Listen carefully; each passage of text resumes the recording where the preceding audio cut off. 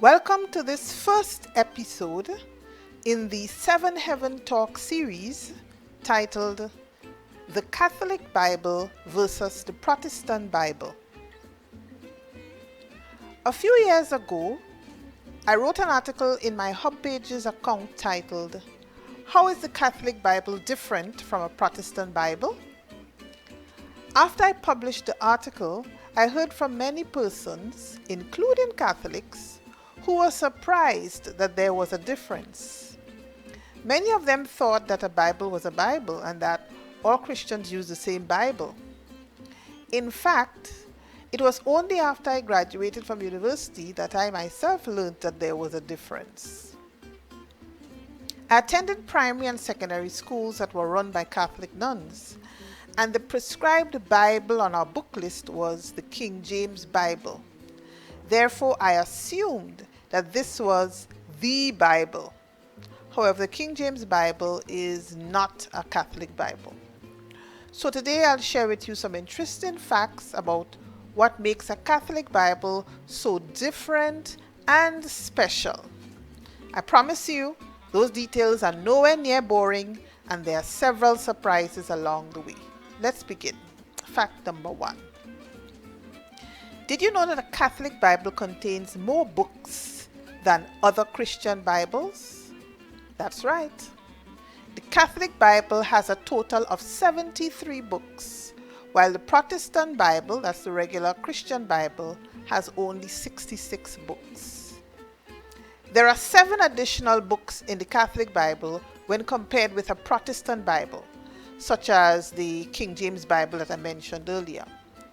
These 7 additional books, which are all located in the Old Testament, are collectively called the Deuterocanonical books, and they are as follows: Tobit, Judith, 1st Maccabees, 2nd Maccabees, Wisdom, Sirach, and Baruch. What's inside those 7 additional books?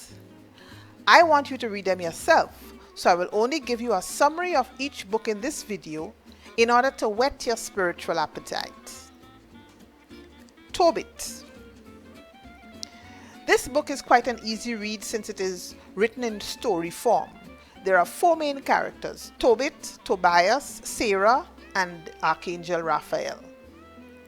Tobit is a faithful Jew who is exiled in Assyria, that is modern-day Iraq, along with his wife Anna and his son Tobias. As the family becomes poor and Tobit is nearing death, he sends his son Tobit to retrieve some money that he left some years earlier with a relative in Media, that is modern-day Iran. Archangel Raphael mysteriously appears as a traveling companion for Tobit. Sarah is a young woman who has been married 7 times, but who suffers the misfortune of each husband being killed even before they have time to consummate their marriage. She eventually marries Tobias and they live happily ever after. The power of prayer is the strong takeaway from the book of Tobit. Judith, the first half of this book summarizes some wars. In particular, we learn about the king of Assyria's revenge on the nations that did not assist him during his war with the king of Med. The Israelites are about to feel his wrath also, but Judith devises a secret plan to eliminate Holofernes, the ruthless army general who is carrying out the king's orders. The Israelite tongue officials approve Judith's plan. She successfully executes her secret plan, and in the Bible's own words, I quote, "For the rest of her life she was famous throughout the land of Israel." Judith chapter 16 verses 21. Read the book of Judith yourself to find out what that secret plan was and how it worked. 1st and 2nd Maccabees. They say that a leader is born in adversity. Israel's adversity at that time was constant attacks from evil kings such as Alexander the Great and Antiochus Epiphanes from Greece. In Israel's case, its leader came from the Maccabees family. What's even more remarkable about this story, though, is that this family kept sprouting leaders who fought off Israel's enemies for 35 years.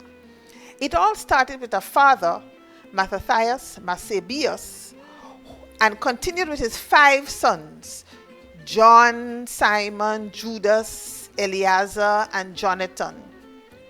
This is an exciting read for anyone interested in warfare tactics and treaties.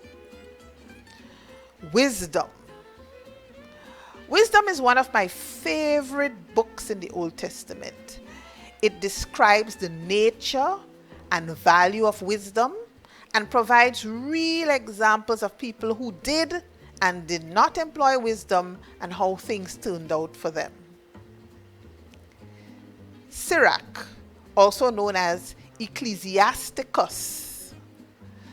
This book is hands down my favorite Old Testament book. It is chock full of wise advice and guidance for every person at every stage of one's life and in every area of one's life. In fact, during a really low season of my life, Sirach chapter 2 was what I read every day in order to make it through the day. You'll have many eureka moments when you read this book. Baruch. This 7th and last Deuterocanonical book was written by the prophet Jeremiah's secretary Baruch, hence the name.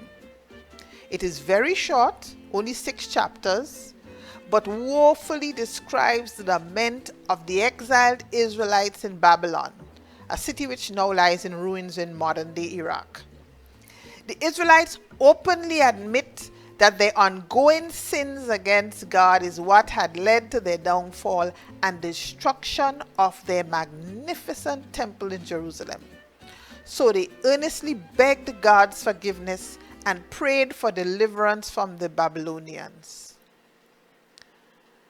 Along with those 7 additional books in the Catholic Bible, there are 2 Old Testament books, Esther and Daniel, and 1 New Testament book, the Gospel of Mark, which have added texts in the Catholic Bible.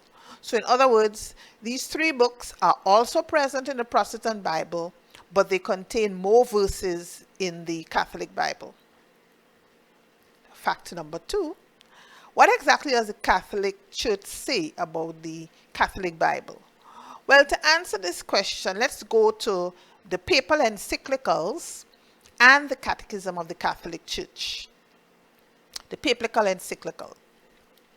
In the 4th session of the General Council of Trent, which was celebrated on April 8th, 1546, the Synod Fathers itemized all the books that comprise the Catholic Bible in the section of the encyclical titled Decree Concerning Canonical Scriptures.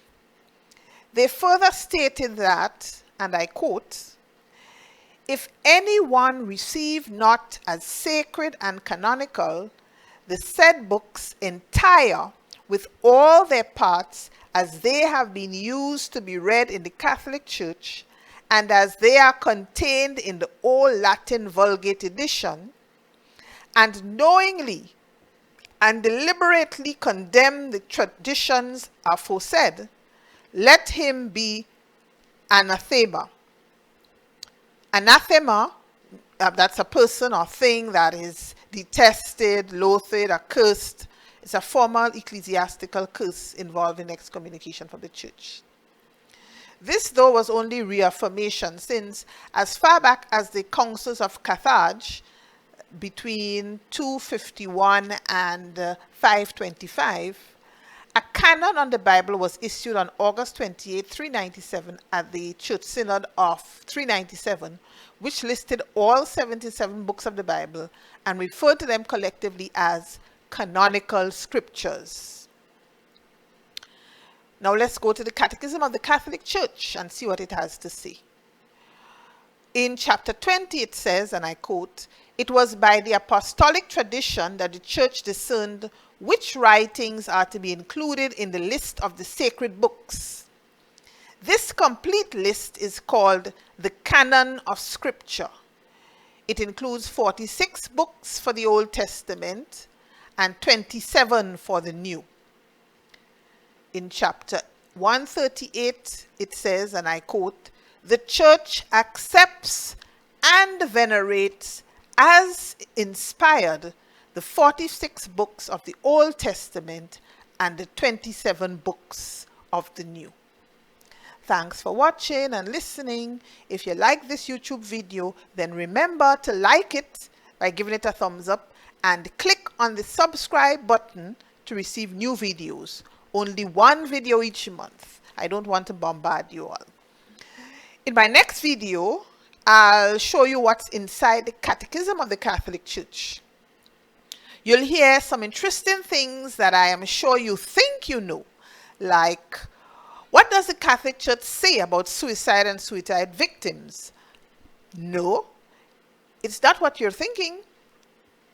Also, if you're interested in reading my Hub Pages article that I mentioned in this video, you can find the URL link to it, as well as some other resources in the description section underneath this video. Bye! See you in my next video.